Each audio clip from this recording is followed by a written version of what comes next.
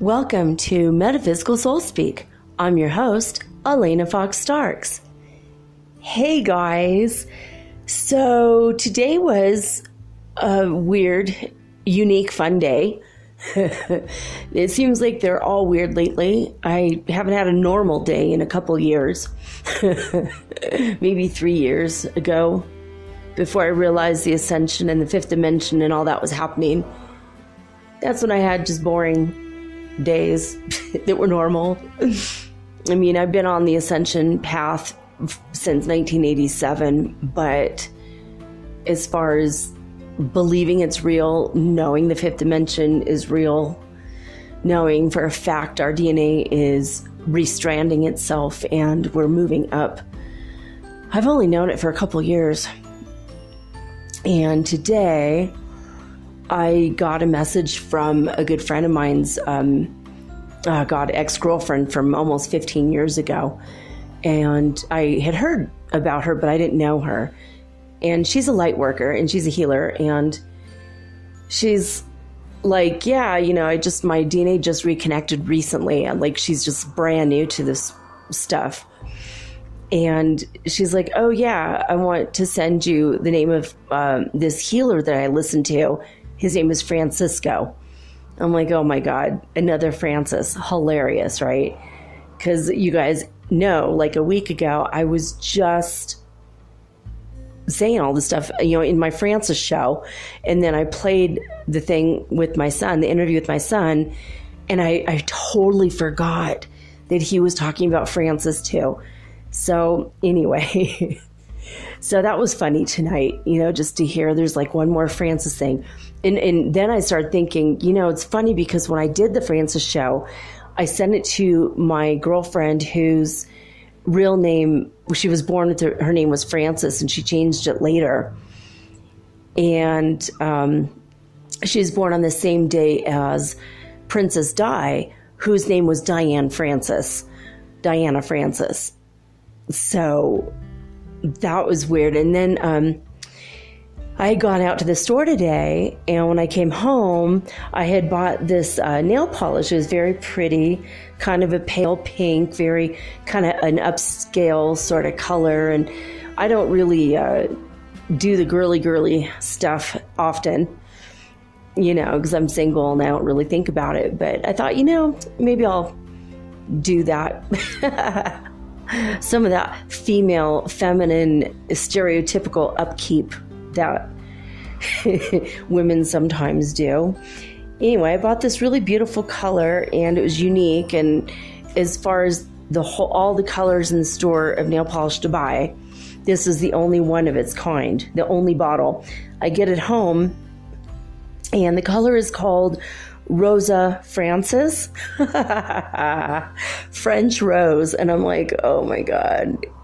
So the Francis journey continues. I don't know if there's another show I need to do about St. Francis, or there's another Francis, or I think my twin has something to do with France, which I mentioned a couple times. So maybe it's just a sign, another sign for the universe. So thank you, universe. Woke up this morning feeling like I was way the hell up there, like ninth dimension again. When I was asleep, the sun came through my sun blocking curtains. The sun has now been able to wake me up, and suddenly my sun blocking curtains don't block the sun. They don't block the light anymore. I don't know if that's because I did the meditation with the sun and now it just comes right on through my curtains that are very thick and very, very dark indigo purple. I don't know. It's all interesting, but it's a nice way to wake up, have the sun wake you up like that. And I felt like so high in vibe, and I felt floaty and strange all day, like my Merkaba is activating and I'm lifting up a little bit here and there, like I feel like I'm literally lifting up, whether I'm like laying down or if I'm sitting down or if I'm standing up. Even while I was walking, I kind of felt like I was a little bit floating today. Even though I wasn't, it was just that feeling, and it was so weird. But The 19th is coming up quick. We're going to have a full moon in Virgo. I look forward to that. I'm a Virgo, so I have no idea what that's going to mean totally, for all of us. But I know it's some kind of a portal. I don't know. That's what Amber White is saying, that the portal, this ascension portal, is closing on the 19th, and then another one's going to open up. And I know we're going to have something March 21st, I believe, is the date that, not that I was personally given, but that other people have been saying. They think that that's a huge date, kind of like the end of, people that are going to wake up by then. Everyone should be waking up that will wake up. I don't know. We'll see. This thing has been going on for a freaking long time. And I was thinking that, 1987 is when I started my ascension journey. I didn't know it was an ascension journey at the time, but I knew that I started my spiritual journey. Even though my whole life I've been very deeply spiritual, and I've had a lot of connections, and I've had past life memories since I was like really little, like age 2 to 3. I'm going to talk about that today because it is a Reverend Marion Jones night, Grandma Marion night, story night. It's Saturday, so I am going to talk about that. But I don't know. I mean, I've been awakening since I was 18 years old. I'm 50, as you all know. So like about 33 years, give or take a couple months. And I don't know. I mean, I think that we all decided when we're going to wake up before we got here. So some people, like my new friend, she just started to wake up like in the past year. So I can't imagine like my 33-year journey happening in the span of a year. That's freaking brave. That was like super brave. And there's a lot of people that are in that boat. This morning I read someone who said that like a week ago they had a spiritual awakening, and they started looking online and getting all these answers, and they're like freaking out. They're like, oh my God, all this stuff is happening. And they just started to wake up 1 week ago. Oh my God, my heart goes out to people who decided to do this late and have it all happen at once. But everyone has a different journey, and we all go at our own pace. When you become a new parent, you're always scared, is my kid going to walk on time and talk on time? And, and you go to the doctor and you're always scared and panicky that maybe, your kid is a little slow or, something. And the doctor always says, no, every kid goes at their own pace. Don't worry about it. And I remember my oldest didn't get teeth until she was like 16 months. I mean, I took her to the doctor. I'm like, she is going to get teeth, right? And he's like, don't worry. I haven't met a kid yet who hasn't gotten teeth. So, yeah. And by the way, my I'm not going to say her name yet because I don't know her well enough to say her name, and I don't want to embarrass her or whatever. But she also was living in paradise, and just her house burned down and she had to move. And I know her through my other friend who his house did not burn down, but the whole town burned down. And so they might as well move anyway. So they moved. Everyone's life is shaking up, being shook up. And I have noticed another thing recently is that new and cool people have started to come into my life. Like Mason Adams last week.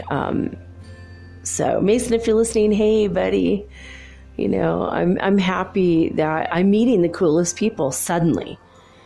The lightworker tribe, the soul tribe, we're all coming together, and I'm so grateful because, as you all know, those of you who are still completely alone in this, you're not really alone. You just are alone right this moment.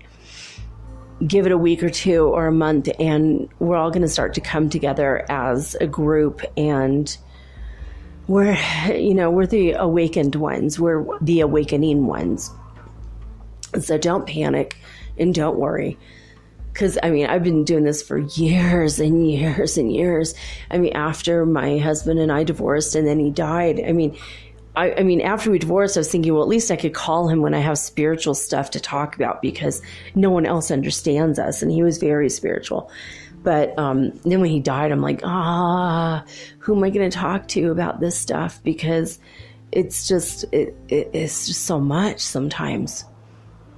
I remember that I had read so many books, and I would go to Barnes and Noble, and I'd walk into the little tiny New Age section. I'd be like, read it, have it, heard about it, researched it, haven't read it yet, have it, don't want it. Yeah, those I don't want, but it was like 90% of the books I had read or owned already. And it was just like such a sinking feeling, like, you're so thirsty for knowledge, and you rise to the top rapidly because you can't stop buying books and reading and researching. And then there comes this lull, and it's like nobody knows anything new. And I don't know. Crap. Now what am I going to read? You expect me to go back to fiction after reading all these spiritual books? So I don't know.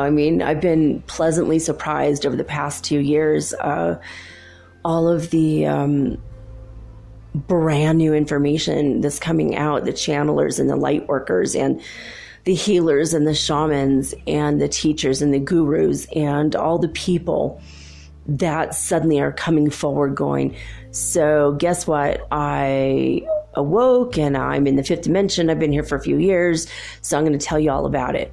Or I'm on my process too, and I quit drinking, or I stopped smoking weed, or I, stopped eating meat. And now I ascend, I'm ascending, blah, blah, blah. So all these people suddenly out of nowhere are going through, we're all collectively, massively going through this huge change together. But it's ever new. Every day is a whole new day, a whole new journey. And I'm so grateful for that. I don't know about you guys, but for me, it's like every day something new happens, and I'm like, woo.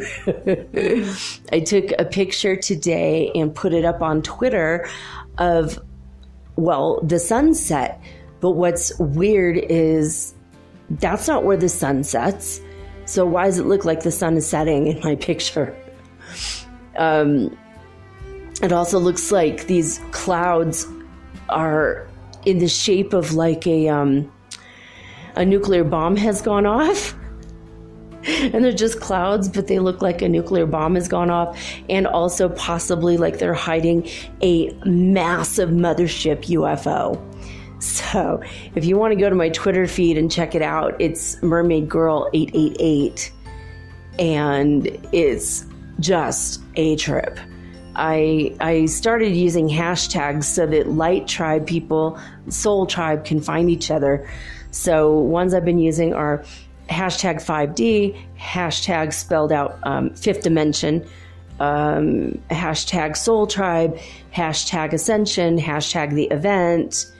So I was thinking that might be a way that we can all come together and get to know each other as friends, because I know in heaven we all know each other, and we get here and we're like, oh, who the hell are you again? And it's like, you're probably saying that to your very best friend, but you have no idea because you don't remember. Because even though the veils are thinning between the worlds, we still don't remember everybody yet. And I mean, I think, can you imagine like the day that we wake up one day and we literally recognize every single human being around us because we remember being in heaven and we remember seeing every single person?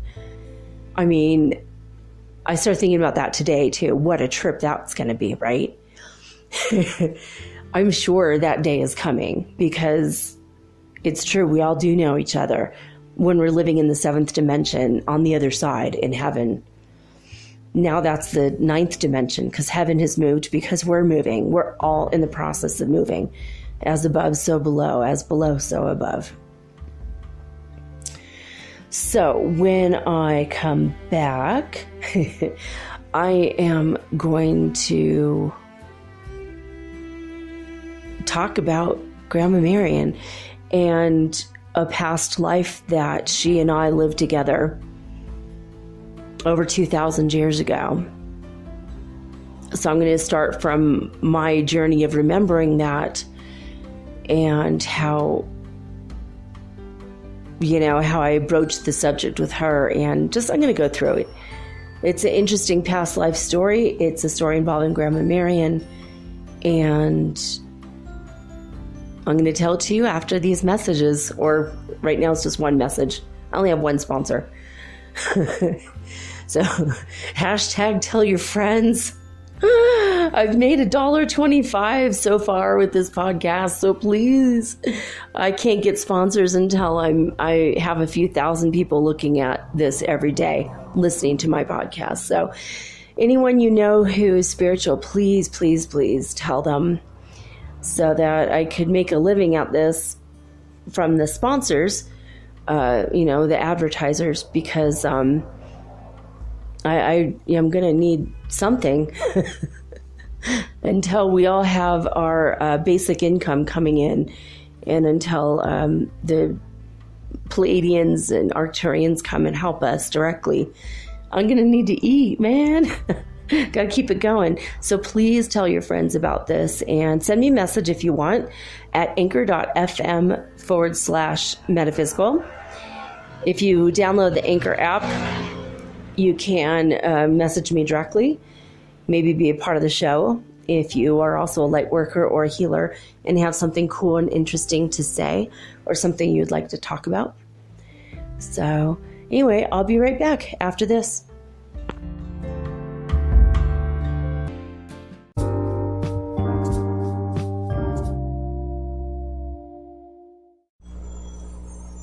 Hey you, have you ever thought about having your own podcast like me?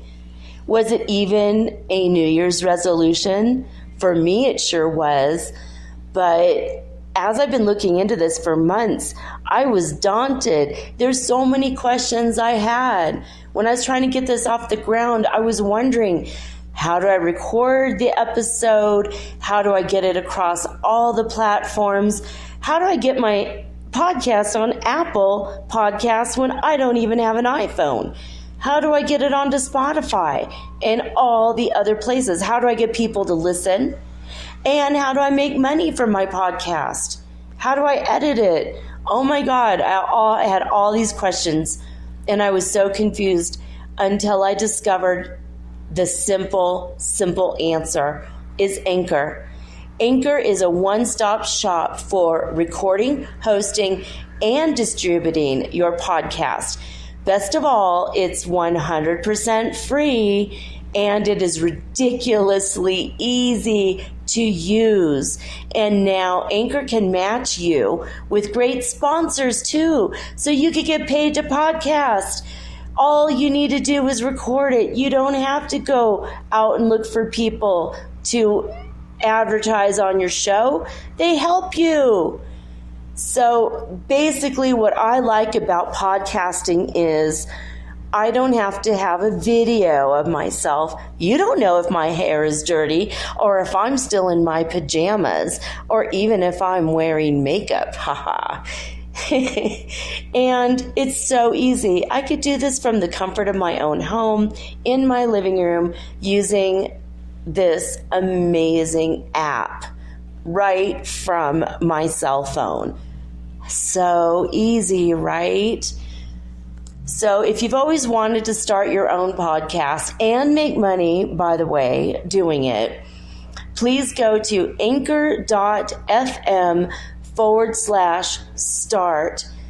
That is anchor.fm/start to join me and the diverse community of podcasters that are already using Anchor. Again, that's anchor.fm/start. I can't wait to hear your podcast, and I can't wait to favorite you. Woohoo! Let's be broadcast podcast buddies. I'll see you there.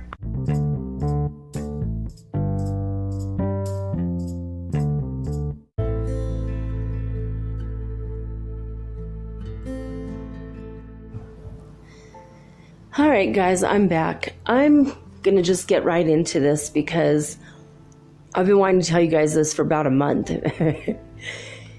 So, when I'm going to have to say 2 to 3 years old, I started having these recurring nightmares. And the nightmares were so bad that I was waking up in the middle of the night, every night, screaming and crying and screaming and kicking my feet and kicking my blanket, kicking my blankets off and completely terrorized. And it was trauma, serious trauma. Night terrors, the psychologist called it. Yeah, my parents were so scared that they took me to a psychologist. And the psychologist said, well, you have to make sure that she talks it out. Now, we're talking like 1970, 1971. No one really thought about reincarnation. No one's considered past lives. They just thought, oh, maybe it's from a TV show or a movie or some scary image, and that gets embedded in the subconscious mind, and that must be what's going on. Well, my mom would encourage me to talk about it and then tell me it's okay, I'm here now, don't worry. You're here, you're awake, nothing's happening, you're fine. So this happened night after night after night after night. I mean, for a long time, like months, this went on. And one morning when the sun was coming, the light was shining through my bedroom window. And I lived in a house, I'd have to say it was probably built, I think around the first stock market crash, like 1929 or something. It was a very old house. And I lived in a neighborhood in Van Nuys, California. I lived across the street from Van Nuys High School. And I've met 2 people in 2 countries that attended that high school when I lived in that house across the street. I mean, talk about everything being a small world. I mean, one person from Guatemala, one person from Peru. In the past 6 years, I met these 2 men. They're the same age. And in 1972, they were both in high school when I was living across the street. And they're both obviously older than me. I was just a little kid and so they're both like about 12 to 15 years older than me. But I don't know, there's just something magical about that neighborhood when I was a kid. And I remember the way the sun would shine. There's something about the sun, and there's something very powerful about my memories from back then. In the afternoon, the dappled light coming through the trees, and the trees were so green, and the sunlight was so yellow. Remember, I told you about this the other day, and the sun, our soul or brother. Like back in Los Angeles when the skies were brown, the sun was super yellow, super orange. So there's something special, though, magical about the light and about the memories I have from that time. And I used to sit out on my porch. I was an only child for a very long time, until I was 12. So I would sit when I was really little. I'd just sit, and my mom would put on, there's this album that she bought me for Christmas, and I had to hear the song, Que Sera, Sera. What will be, will be.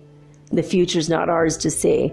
Well, I thought she was awfully judgmental because, yes, indeed, the future is ours to see, and so is the past, and I could see both the future and the past. But even still, I had to hear the song over and over and over again because I liked the fact that it was not in English.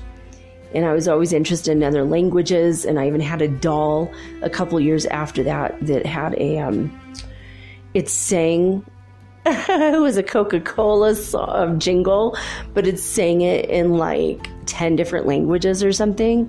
Maybe it was only 5 languages, but when you're a kid, everything is so much grander, you know? But I'm like, my doll sings in Spanish, it sings in French, it sings in Italian. I think it was singing in Russian.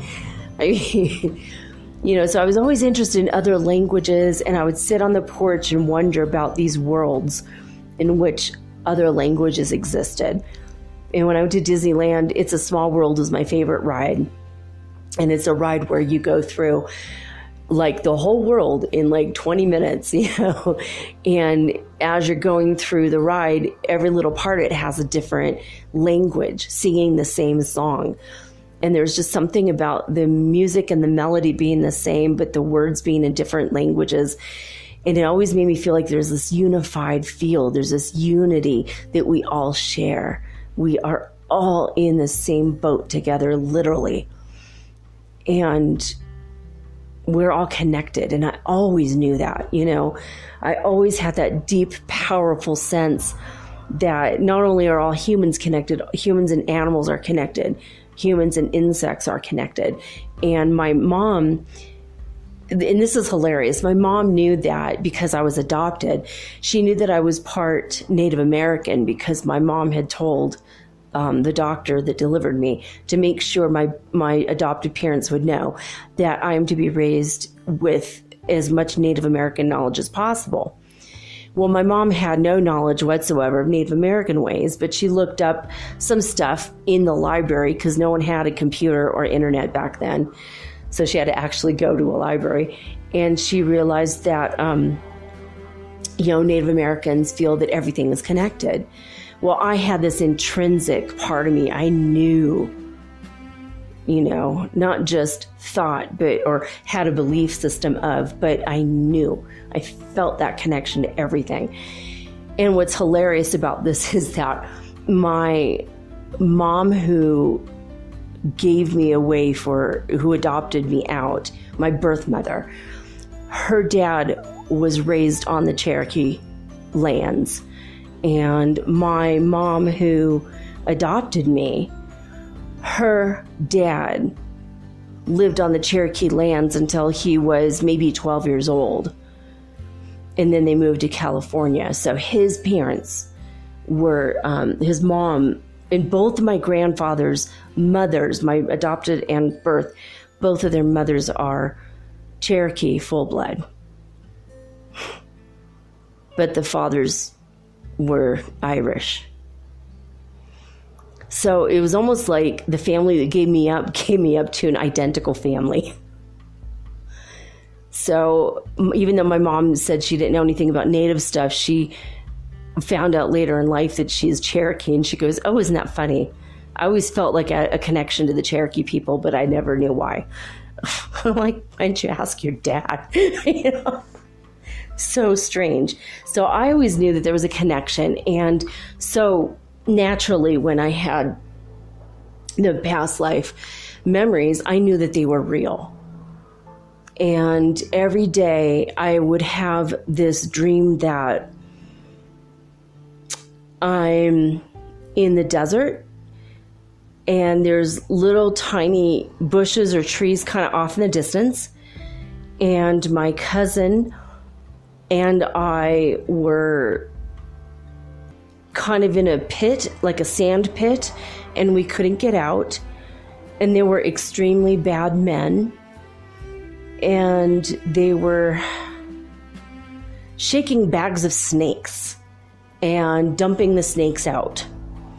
And the snakes were like cobras and very deadly snakes, and I think black mamba, or I don't know, it was like 3 or 4 different kinds of snakes. And they're all jumbled up in a bag together, and they would shake them, and they were in like these burlap bags, and they would shake them, and then they would dump them out. And they put the snakes between my cousin and I couldn't get to her, and she couldn't get to me, and we were both bit. And every single time I had this recurring nightmare when I was like between 2 and 3, maybe up until the age of 4. Every time I had this nightmare, 2 more moles, like snake fangs, would show up on my legs. Now, if you see my legs, you would be like, oh my God, you were bit like 100 times or more, because I have these teeny tiny moles. And I noticed after my husband who passed, he had read Ian Stevenson's book, Reincarnation and Biology. And it's like 2,000 pages long.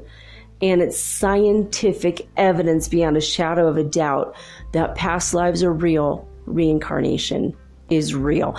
And that when we have a past life memory, it shows up as a birthmark on our body or a mole on our body. So every time I have this memory, boom, 2 more moles. Until my legs were covered in mole. I mean, not covered, but I mean, I have a lot of moles on my legs. Little teeny tiny moles. But they're snake fangs. You know, it's just every time I got bit by a snake in my dream, boom, there's 2 more moles on my legs. And on my arms also, because I got bit a lot. And my mom would run in and, what's wrong? Tell me about it. I'm like, well, my cousin died. My cousin died. I don't know who it was, but I know it was my cousin. And she died, and I couldn't get to her, and she couldn't get to me, and the snakes were in between us, and we were trying to save each other's lives, and we died. And my mom's like, well, what were you doing with snakes? I'm like, well, we were in the desert, and the bad men threw us. We were on these beautiful white horses, but the men tied us up with rope, and they had us on the back of these horses. And they threw us in this pit and shook up a bag of snakes because they hated us. And we don't know why they hated us, but they hated us. And my mom's like, well, why? What were you doing? Because she's trying to get it out of me so that I don't have the nightmare anymore, thinking I'm making up this elaborate story. And I'm like, well, we were nuns before nuns existed. Like, you know, we were nuns before there were nuns. And she's like, really? That's weird. I'm like, yeah, I was a nun, but there was no church yet. There was no nuns yet, but I was a nun. So she's like, all right, okay, well, that sounds good. You were a good person then. And I'm like, yeah. And she didn't believe in reincarnation. She didn't know what the hell I was talking about, you know?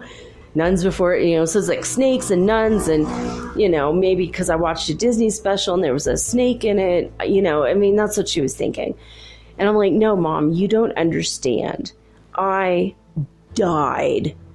My cousin died. And she's like, well, you didn't die. You're right here. And I go, I know I'm right here now.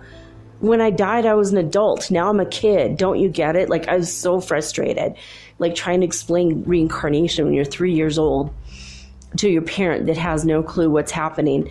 And years later, she then understood. And she's like, oh my God, I can't believe that was your past life. That's terrible. I'm like, yeah, it is. But that's just how I died. You know, everyone has to die somehow, you know. So fast forward to, you know, adulthood, I suppose. And when I was maybe about 17, I started having recurring snake dreams again. Oh my God. But this time it'd be like I'm running through a field and I fall and there's a snake there. And it's not really doing much, but it's just there. And then when my spiritual awakening started to happen when I was 18 and I moved to California, and I was, you know, trying to remember my past lives, and I was trying to be very actively or proactive about remembering, I started having these recurring dreams over and over and over again about snakes. So as I'm, you know, dreaming, there was one time where I'm running through the field, I fall in this tall grass and I hear it, but I don't see it. And then as I'm standing up, I see the snake. And then in every progressive dream, the snake would get closer. So it's almost like that monster's getting closer. It was like scary, nightmarish stuff. And then one day I fell, and when I stood up, I had this enormous black snake wrapped around my neck and hanging all the way down to my feet. It was that big, very thick, huge snake. And I said, and I was really scared and really nervous, but I owned it in that moment. And I said, "Oh, you, don't be a silly. What are you doing? I love you, but get off me." And I put the snake on the ground and I started running away from it. And it was the first time I took back some of my own personal power. And snakes mean kundalini, but possibly snakes are here to teach me a lesson in this life. I have a lot of karma with snakes. So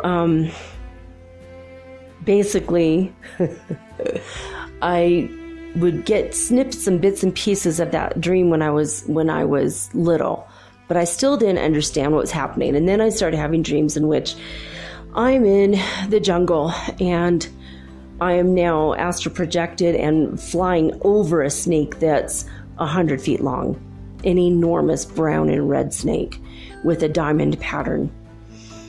And I have had that recurring dream, and it's not a nightmare, it's a dream. And I've had that for on and off for years and years and years, until I went to the actual jungle and held an actual anaconda who was as big as the snake in the dream where it was hanging down to my feet. And even on my Facebook, I think I have a picture of me holding that snake. And I said, I'm going to meditate and I'm going to find out. And right when the day before I met this snake, the snake came to me in my dream. And I was starting to fall asleep, and here comes the snake all the way up, and it felt so real. It was laying on top of me, and its head was as big as my head, and it was staring at me, and I was scared to open my eyes. I thought, holy crap, I'm in the jungle. In my hotel room, there's a freaking snake on me. God, what am I going to do? Oh my God, what am I going to do? Like, I started to panic. I opened my eyes and there's nothing there, but it felt so real. The energy was so powerful. And I'd already had my Kundalini awoken, and it did feel like a snake. And I'm going to do a Kundalini show because it's time. I think it's okay to release information.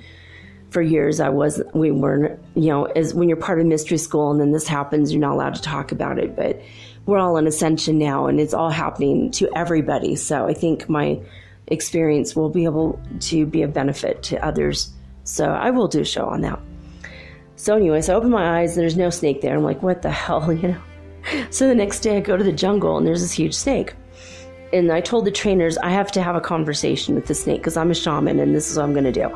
I sat on the ground and I said, put the snake over there. And they put the snake like 20 feet away from me. And I start talking to the snake. I said, okay, listen up. Your people have been contacting me for a very long time and I do not know why. And I would like to know why. What is it about me that makes me so interesting that your people are consistently in my dreams since I was a baby, practically? For almost 50 frickin' years, you guys have been in my dreams. And that anaconda slithered over to me in the grass. And he came very close to me, and his eyes locked onto my eyes, and we stared into each other's eyes. And there was so much love and so much respect. And it was like one shaman to another. And the trainer was freaking out. He said, I have never in my life, and he was a trainer his whole life. He's like in his 40s. And he said, I grew up in the jungle and I've been an animal trainer my whole life. Snakes do not make eye contact with humans ever. And I think what happened in that moment is I got snake medicine. Whatever that means. I don't know what that means. I don't hiss in my sleep. I don't shed my skin. But whatever snake medicine is, maybe it's regenerating, constantly renewing myself. I don't know what it is. But that anaconda gave me anaconda snake medicine from the snake people directly. They called me to the jungle. I live in South America now. And there's something about it. It's like the pulse and Kundalini of the planet is inside me. But since that day, I have been awakening more and more and more to my healing powers. So I think it has something to do with that. So, getting back to Grandma Marion. What does all this have to do with Grandma Marion? Okay, well, this is going to be a rather snaky episode. Oh, God. So, when I met my husband, in the beginning, we were dating, getting to know each other. And then, eventually we divorced our spouses and moved in together. We did not have an affair, so don't be thinking that. We just fell in love madly and passionately, deeply in love. And we remembered we were in love is what it was, because he was a soulmate. He's not my twin, but he was my soulmate. And we were having a conversation, and I said, yeah, when I was a kid, I had a recurring nightmare. We were talking about, we were in hypnotherapy school together. The teacher had been talking about how to deal with kids with nightmares. How do you handle that? And if you think it's a past life, how do you handle that? And how do you handle it if the parents don't believe in that and you're trying to help the kid? So it was like kind of the topic of, that day. And I told him, when I was a kid, I had this dream that I was in the desert, like in Egypt, and these really bad men shook up bags of snakes and threw them on my cousin and I and killed us. I go, in fact, look at my legs. I showed him my legs. I said, this is where they bit me. And he was like, oh my God, that's really weird. I wonder if that's not a common way to die, because Reverend Marion, who's a friend of our family since I was a kid, she has absolutely horrible fear and hatred of snakes. She loves all of God's creatures except for snakes, because when she was a little girl, she had the same recurring nightmare, and she thinks that she was in a past life in Egypt, and these men threw snakes on her and they bit her and killed her. And he goes, that's really weird. I wonder, we should look that up, because I bet that was a common way for people to die back then.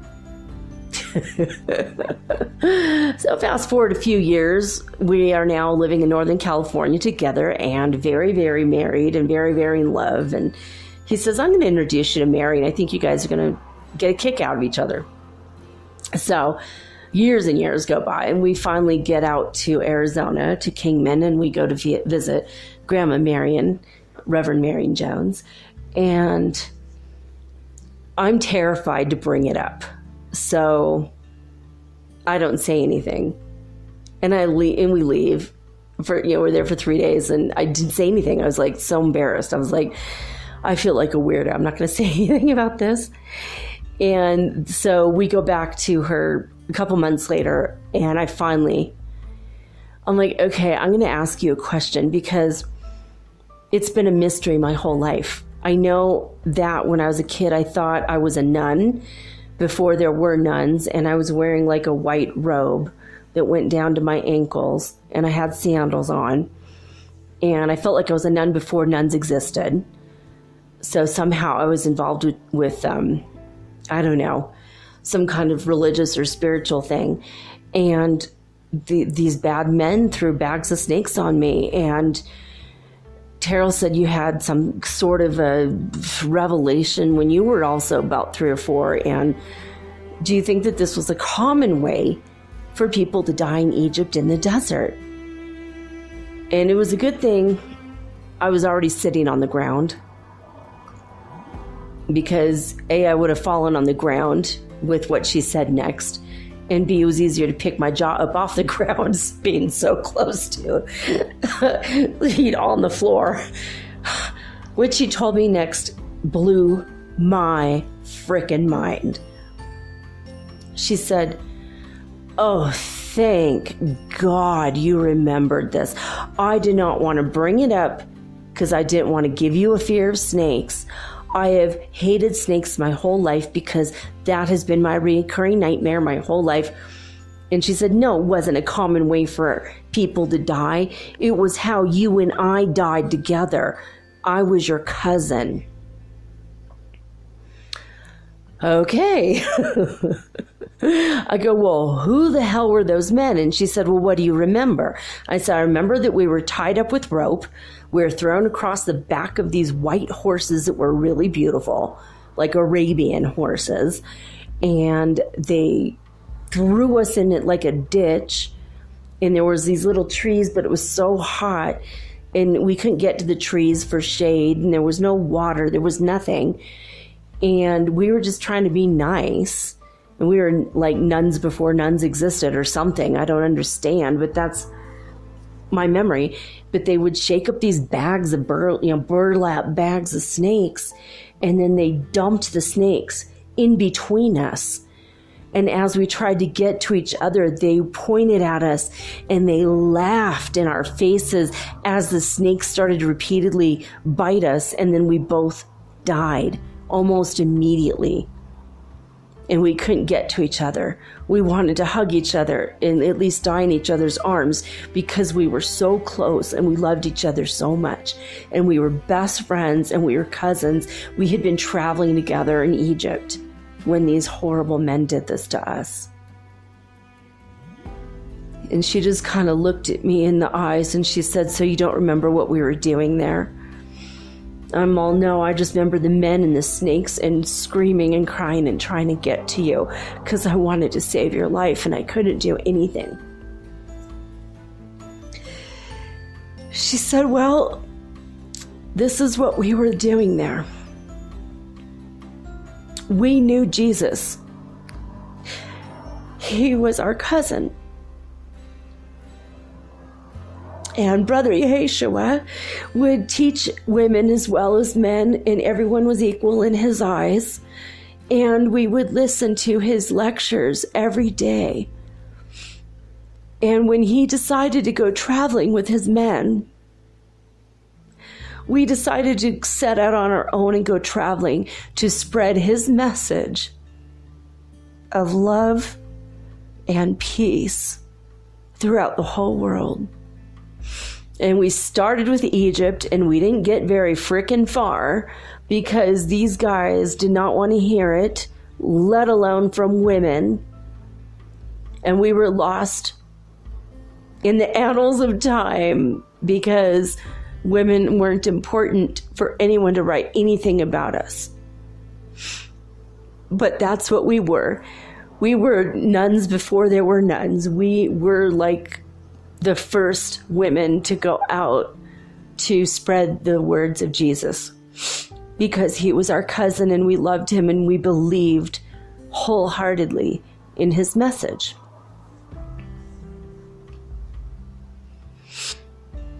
And she said, don't you remember hearing him lecture?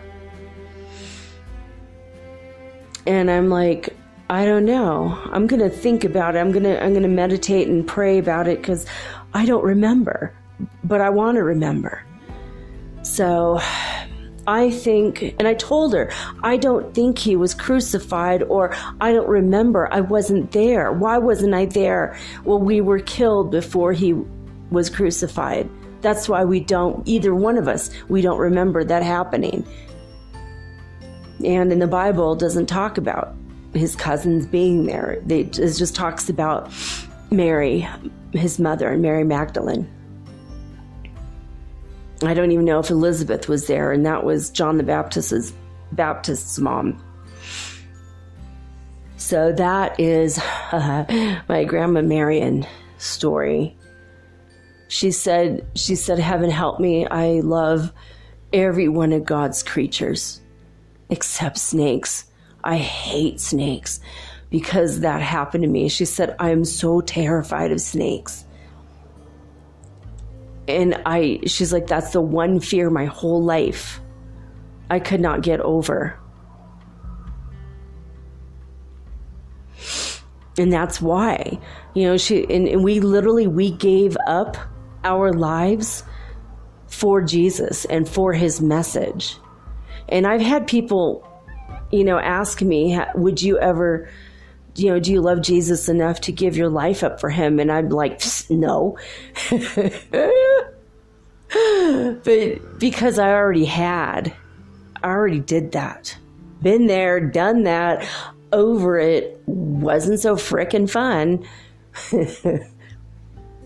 But yeah, I mean, I have a deep and abiding love for Yeshua, and I always will. And that's why he calls me little sister. Even though I was his cousin, he always called me little sister.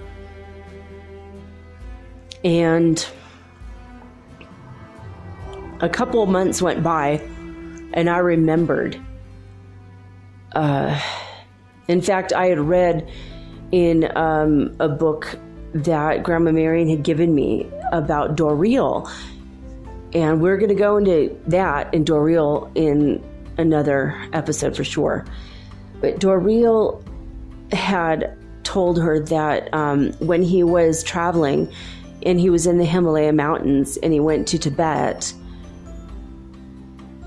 in his hands he held Jesus's original manuscripts where he was trying to write out his speeches, and he was trying to work out, like he'd cross off some words and then rewrite it.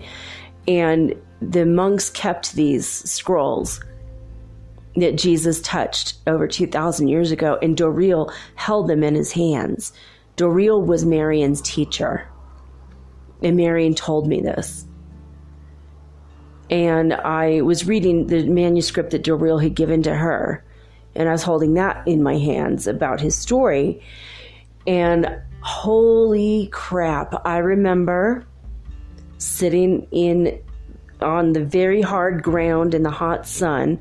There were a couple palm trees behind Brother Yeshua, and we were all in the sunlight, but we knew in like 20 to 30 minutes the sun was going to shift, and we were all going to be in the shade. So we always sat there. When he was home, we were all together.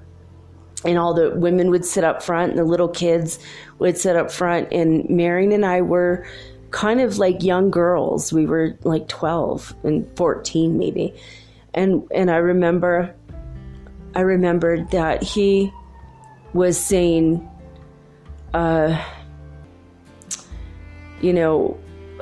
God, between faith and, what is it now, the quote, faith and charity and love, and the greatest of these is love.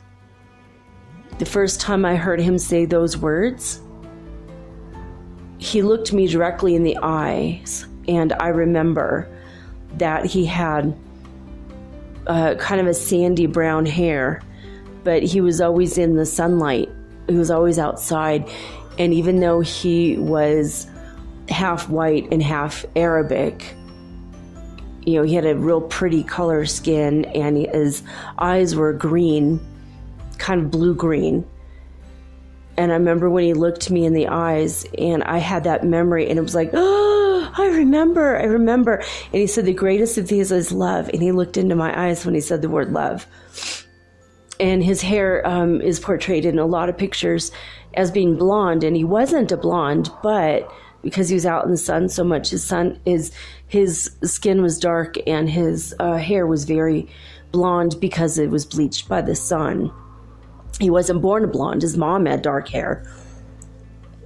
But, it's like, how surfers are. They go out in the sun all the time, and sure enough, their hair turns blonde. It gets very light.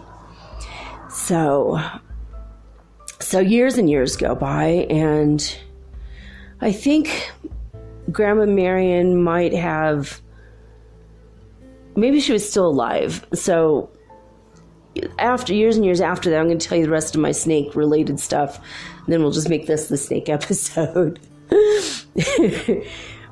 I developed some problems with my thyroid, and it was like the second or third time this had happened. And I had just ordered a book on healing. I'm a healer, and I'm always interested in learning new stuff. So I had just ordered a book, and it showed up in the mail when I had found out that my thyroid was shutting down, and they wanted to remove my thyroid and give me thyroid medication for the rest of my life. And they said, but you have to take it every day or you'll die within a couple weeks. And I'm like, so let's just say for shits and giggles that my medicine runs out and we have a freak snowstorm, which happens in Paradise, California, or Magalia, where I was living. And we're snowed in for 3 weeks, can't get in or out. And because we live in the middle of nowhere, we had no police. It was an unincorporated area. The snowblower would blow off the main road and ignore us. So we would literally be stuck for like 3 weeks at a time. I guess if that happens, what's going to happen? Oh, you're definitely going to die. I'm like, well, thanks, but no thanks. Thank you for practicing on me with your medical practice, doctor. But forget it. I went home and I made an appointment with a naturopathic doctor about the same. It was the same week that this book arrived in the mail. In the book, it said there's this thing called Lechesis mutis, which is a homeopathic type of remedy. So I went over to Chico, to the health food store, and I found it. And then I started looking it up. What is Lechesis mutis? There's something about Lechesis mutis or whatever. So I looked it up, and it turns out that it is a very, very watered down version of the venom of a bushmaster snake, which is one of the most deadly snakes in the world that lives in Ecuador, where I live now. Of course, at the time, I didn't know I was going to end up in Ecuador, so this has all come full circle with the snakes. So, all right. I get the Lechesis mutis and I'm taking it, and I realize it's watered down snake venom, extremely watered down. But the venom of the Lechesis mutis cures thyroid.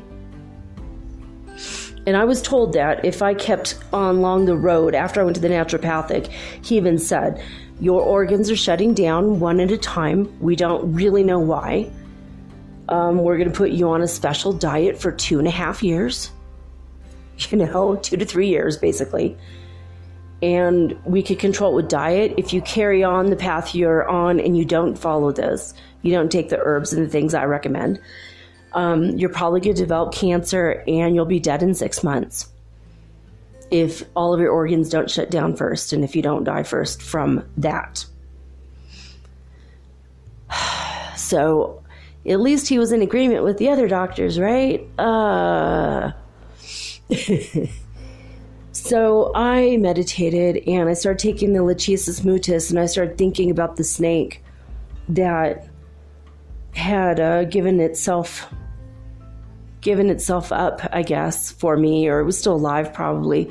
So I wanted to meditate and figure it out. So I meditated and I connected with the snake using the methods I've been talking about over the past few weeks on this show, on this podcast.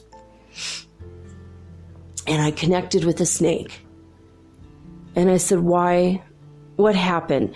And basically the story is he was just crawling along in Ecuador minding his own business when some scientists picked him up and moved him back to a lab in the United States, and he was drained of his poison every month or so, and they took good care of him, and he got to be in the sunlight a little bit, but he missed his jungle home, or his foresty home. But I said, well, I wanted to thank you because you're saving my life. And he said, well, it's only right that I should do so. I'm like, what do you mean? He said, well, in a past life in Egypt, I was the snake that killed you. It was my venom that killed you. And my karma was to be caught again. I was caught and then I was used as a weapon, but now I was caught so that I could save your life this time.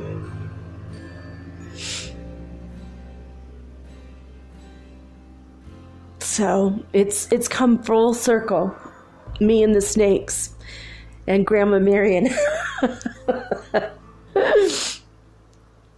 You know, it's all come full circle. I found her again, and I found my connection to Yeshua.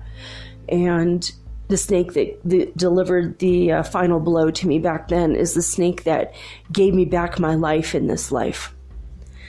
See, because nothing is ever lost in the universe, and God is always making certain of that. He's like the grand accountant, you know. All karmic debts are repaid. Don't you worry about anything. All karmic debts are repaid, whether they're from animals or humans or yourself. So that is my extremely powerful story of my personal journey, at least one of my past lives, and my past life with Grandma Marion, and how meeting her in this life, finding her in this life, just answered so many questions. You know, when I was 18, I rejected Christianity, and I loved Jesus, but I rejected the whole thing. And I had a hard time, like, with myself over that. After the Lachesis mutis homeopathic remedy healed me, and I was 100% good, I was struck by lightning the day after I gave myself to the One Will as a light worker, which I'm going to talk about that. That's what makes me a lightning shaman, so I will do that soon. I will talk about that soon. But when that happened, I was having a crisis of faith in every possible realm. And Brother Yeshua came to me because I was going, I'm really upset because I feel like I love you more than life itself, but I'm not willing to give up myself for this religion. And he said, little sister, I'm not even a Christian, and I never was. That's something that started long after I passed from this world. And I'm like, okay. And he said, and the other thing is, you don't have to give your life for me because you already did. And I love you. And it's not required. It's not a requirement. But you did accrue some good karma from it. And that's why your life has been saved. And that's why all of this stuff has been accounted for now. Now you're going to go out into the world and do good works. I'm like, yeah, absolutely. So that is my Grandma Marion story for this week. I was trying to count up the Grandma Marion stories. I think I'm looking at my notebook here. I have 5 or 6 left. So we have 5 or 6 weeks left of Grandma Marion stories, Reverend Marion Jones stories. I hope you're enjoying them. Every Saturday we're going to do it until we run out of stories. And some of the stories are really tiny. So it'll be like at the end, like for 5 minutes. You know, some of the stories are not intense, but this was a good one, right? I hope you guys liked it. But for now, until tomorrow, I am signing off with peace and joy and the high vibes of the holy 5th dimension. Until next time.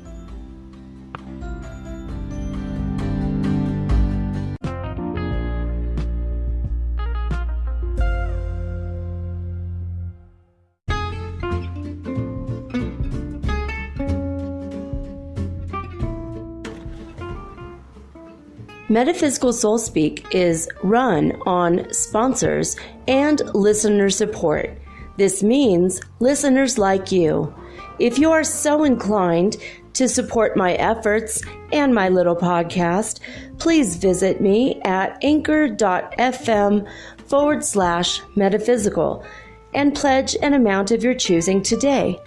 Thank you.